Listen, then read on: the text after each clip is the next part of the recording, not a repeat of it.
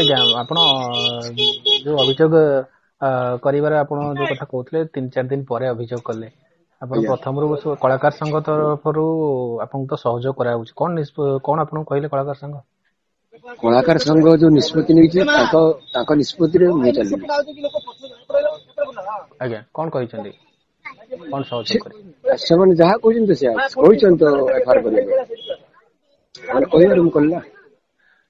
ଆଜ୍ଞା ଘଟଣାର ସତ୍ୟାସତ୍ୟ ବର୍ତ୍ତମାନ ସୁଦ୍ଧା ସମ୍ପୂର୍ଣ୍ଣ ରୂପେ ସାମ୍ନାକୁ ଯୋଉ ଆସିବା କଥା କହୁଛନ୍ତି ଆଜ୍ଞା କଣଟା ଆପଣ ଯୋଉ ମାନେ ଆଧାରରେ ସତ୍ୟାସତ୍ୟ ପାଇଲେନି ଯେ ଆପଣ ଥାନାରେ ଯାଇ ଅଭିଯୋଗ କଲେ ଅନଲାଇନରେ? ନା ସତ୍ୟସତଟା ତ ସେମାନେ ତ ଇନକ୍ୱାରି କରିବେ ନା। ଆଜ୍ଞା ମିଡିଆ ଭାଇନା ମାନେ ଅଛନ୍ତି ପ୍ରକୃତରେ ଯାଞ୍ଚ ହଉ ସେ ଭିତରେ ଯୋଉ କୋଠରୀ ଭିତରକୁ ତାଙ୍କ ଢାବା ଭିତରେ ଯାଞ୍ଚ ହଉ ସେ ଯୋଉଟା ଆଜ୍ଞା ଫାଙ୍କି ଦଉଛନ୍ତି ସେଟା ସତ୍ୟ ପଦାକୁ ଆସିବ ନା। ସେ କହୁଛନ୍ତି ଆମେ ଏଗ୍ରିମେଣ୍ଟ ଆଗରୁ ସରିଥିଲା ଏଗ୍ରିମେଣ୍ଟ କରିନଥିଲେ କେମିତି ପଇସା ନେଇଗଲେ। ଯଦି ସେଦିନ ଆଗରୁ ଏଗ୍ରିମେଣ୍ଟ ହେଇଥିଲା ସେଦିନ ଭେଣ୍ଡର 2 ଜଣ ଭିତରୁ କଣ ପାଇଁ ପଶିଥିଲେ ସିଏ ତ ପୁଣି ସିସି କ୍ୟାମେରା ଦେଖଉଥିବ ଦେଖିବେ ନା ଆପଣ ମାନେ ସବୁ ଦେଖିବେ ଆପଣ। ଆଜ୍ଞା ସେ କହୁଛନ୍ତି ସିସିଟିଭିରେ ଆପଣ ଦେଖନ୍ତୁ ଯେ ହଁ କୌଣସି ମୁଁ କେବେ ତାଙ୍କୁ ଯୋଉ ହାତ ବାସ୍ ଉଠେଇନି କିନ୍ତୁ ଆପଣ ହଁ ଅଭିଯୋଗ ବାସ୍ କରୁଛନ୍ତି ଯେ ବାସ୍ ଆପଣ ଗାଲକୁ ଆପଣଙ୍କୁ ଜାବଡା ମାରିଛନ୍ତି ହଁ ହଁ ହଁ ଆପଣଙ୍କୁ ଇଏ ମୁଁ କରିଛନ୍ତି। ଚାହୁଁଛି ସିସି କ୍ୟାମେରା ଯାଞ୍ଚ ହୋଇଯାଉ। ମୁଁ ପର୍ଟିକୁଲାର ଟାଇମ ଦଉଛି 1:10 ରୁ 3:07 ଆପଣ ସେଇ ସମୟରେ ଯାଞ୍ଚ କରନ୍ତୁ। ବାକି ମୋ ଆଜ୍ଞା ସାଙ୍ଗକୁ ଭିତରକୁ ଛାଡି ଦିଆଗଲାନି। ଯିଏ ପଇସା ଆଣିଥିଲା ଭଦ୍ରକୁ ନେଇକି ଆସିଥିଲା ଆଉ ଭେଣ୍ଡର ଯୋଉ 2 ଜଣ ପଛରେ ଆଇଲେ ତାଙ୍କ ପାଇଁ କେମିତି ଜାଗା ହେଲା ସେମାନେ ତଳେ ବସିଥିଲେ କଣ ଆଣିଥିଲା ଭାଇ ସବୁଟା ଆପଣ ଜଣା ଏବେ ପଡିଯିବ ଯାଞ୍ଚ ହେଲେ ସବୁ ଜଣା ଆଜ୍ଞା ପଡିଯିବ। ଆପଣ କଳାକାର ସଂଘ ତରଫରୁ ଯୋଉ ଥାନାକୁ ଗଲେ ଆପଣ କହୁଛନ୍ତି ଆପଣଙ୍କୁ ଖୁବ ଶୀଘ୍ର ଆପଣଙ୍କୁ ନ୍ୟାୟ ମିଳିଯିବ। ନ୍ୟାୟ ମିଳିବନି ସାର୍ ସତରେ ନ୍ୟାୟ ମିଳିବନି। ନ୍ୟାୟ ନ ମିଳିଲେ ମୁଁ ଆଉ ପାଉଡର ମାରିବିନି ଛାଡିଦେବି କେତେ ହବ ତ ବ୍ରାହ୍ମଣ ପିଲା ଆଜ୍ଞା ଟଙ୍କା ଭିକ ମାଗି ଚଳିଲେ ମୁଁ ଚଳିଯିବି ଆଉ ଯାତ୍ରା ଖାଇବି ମାର ଖାଇବି ବୁଢା ବୟସରେ। ଆପଣ 2 ଦିନ ଧରି ଗଣମାଧ୍ୟମ ଆଗରେ ଆପଣଙ୍କ ବିବୃତି ରଖୁଥିଲେ ହଁ ସେଥିପାଇଁ ଆପଣ କିଛି ସମୟ ନେଇକି ଆଜି ଥାନାରେ ଅଭିଯୋଗ କରିଛନ୍ତି। ହଁ ମତେ ଭୟ ଲାଗିଲା ତାଙ୍କ ଥାନା ସେଇଠି ମୁଁ ସେଇଠୁ ତ ମାଡ ଖାଇ ସେଇଠି ଥାନାକୁ ପଳେଇ ଯାଇଥିଲି ନା। ମତେ ଭୟ ଲାଗିଲା ନା ଭୟ କରିଦେଇଥିଲେ ମତେ ସମ୍ପୂର୍ଣ୍ଣ ଭୟ ଭିତରେ ଥିଲି। ଏବେ ବି ଭୟରେ ରହିଛି ସେ ଧମକ ଦେଇଛନ୍ତି ନା। ଆଚ୍ଛା ଆପଣ ଯେତେବେଳେ ଏଗ୍ରିମେଣ୍ଟ କରୁଥିଲେ କହିଲେ ଯେହେତୁ ଆପଣ 3ୟ-4ର୍ଥ ଶ୍ରେଣୀ ଯାଏଁ ପାଠ ପଢିଛନ୍ତି ଏଗ୍ରିମେଣ୍ଟ ପେପର ଦେଖି ନାହାନ୍ତି କିନ୍ତୁ ଆପଣ ଏଗ୍ରିମେଣ୍ଟ କରିଛନ୍ତି ଆପଣ କଣ ଡରିକି ଓକିଲ ଡରିକି ଥିଲେ ସେଠି ସେଥିପାଇଁ ଆପଣ ଏଗ୍ରିମେଣ୍ଟ କରିଛନ୍ତି? ହଁ ମାଡ ଭୟରେ ମୁଁ କହିଲି ମୁଁ ପୁଣି ଓଡିଆରେ ଯୋଉ ମୁଁ ତ ଯାହା ଜାଣିଛି ସେଇଆ ଲେଖିବି ସେଇଆ ଲେଖିଛି। ଆଉ ଯଦି ଆଗରୁ ଏଗ୍ରିମେଣ୍ଟ ମୋର ସରିଥିଲା ତାହେଲେ ଏଗ୍ରିମେଣ୍ଟ ସେଦିନ ଭେଣ୍ଡର ଆସିଥିଲା କେମିତି 5-7ଟା କାଗଜରେ ମୋର ସାଇନ ନେଇ ମୁଁ ନିଜେ ଲେଖିକି 5-7ଟା ସାଇନ କରି ନେଇଛନ୍ତି। କେବଳ ଏମାଉଣ୍ଟ ଟା ସାଇନ ଛାଡି ଆପଣ ଦେଇଛନ୍ତି। ଟୋଟାଲ କିଛି ଆପଣ କହୁଛନ୍ତି ଯେ କିଛି ପଢି ନାହାନ୍ତି ଦେଖି ନାହାନ୍ତି ସେଠି କେତେ ଜଣ ଥିଲେ? ସେଠି ଥିଲେ ତ 3 ଜଣ ନାଣ୍ଡୁ କିଏ ବାବୁ କିଏ ଥିଲେ? ଆଉ ତାର ମ୍ୟାନେଜର ମନୁ ବାବୁ ଆଉ ଡ୍ରାଇଭର ପଛର 2 ଜଣ ଭେଣ୍ଡର ପଶିଲେ ମାଡ ଫାଡ ହେଇସାରିଲା ପରେ।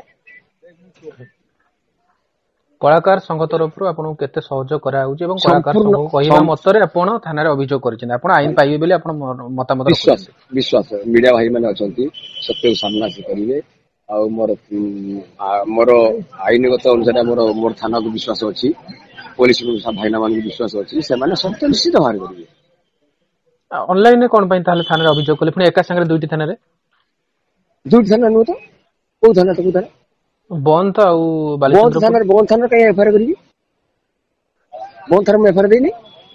କୋଉ ଥାନାରେ କରିଛନ୍ତି? ମୋର ଓକିଲ ମାଧ୍ୟମରେ ହଉଛି ଯୋଉଠି ବାଲିଚନ୍ଦ୍ରପୁର ଥାନାକୁ ଦିଆହେଇଛି। ଆଉ ଆପଣ କୋଉ କୋଉ ଆଜ୍ଞା କୁହନ୍ତୁ ଆଜ୍ଞା ଡିଷ୍ଟ୍ରିକ୍ଟ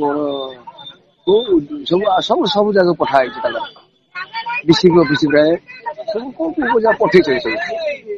ଆପଣ କହୁଛନ୍ତି ଆପଣ କେବଳ ବାଲିଚନ୍ଦ୍ରପୁର ଥାନାରେ କେବଳ ଅଭିଯୋଗ କରିଛନ୍ତି ଅନଲାଇନରେ?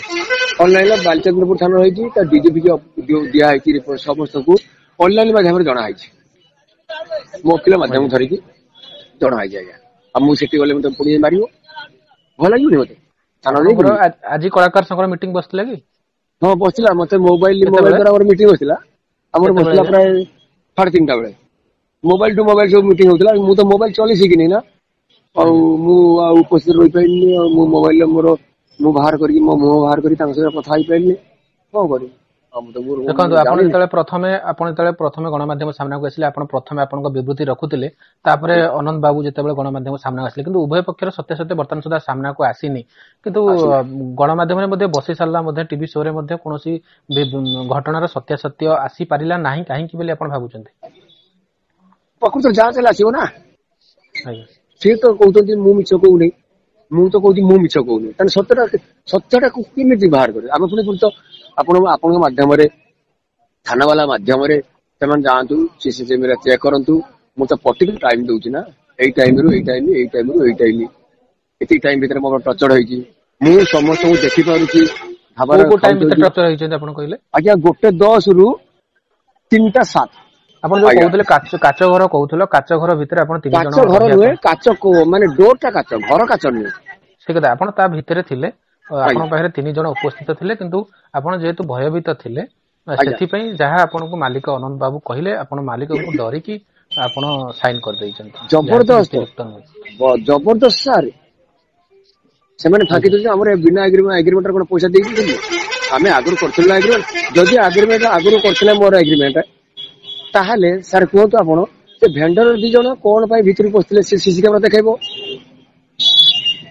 ସେ ଭେଣ୍ଡର 2 ଜଣ ପଶିଲେ ଭିତରକୁ, ସିସି କ୍ୟାମେରା ଦେଖେଇବ ନା ଦେଖେଇବନି ସାର୍? ସବୁ ସାର୍ ଜଣା ପଡିଯିବ, ସତ୍ୟ କିଏ କହୁଛି ମିଥ୍ୟା କିଏ କହୁଛି, ଆପଣ ମାନେ ସବୁ ଜାଣିପାରିବେ। ଆପଣ ଆଶା ରଖୁଛନ୍ତି ଆପଣ ଆଜିର ଅଭିଯୋଗ ପରେ ଖୁବ ଶୀଘ୍ର ଆପଣ ସତ୍ୟାସତ୍ୟ ଆପଣଙ୍କୁ ପାଇଯିବେ? ଆଜ୍ଞା ନିଶ୍ଚିତ ପାଇବି, ନିଶ୍ଚିତ ନ୍ୟାୟ ପାଇବି। ସତ୍ୟର ଜୟ ପ୍ରସାର।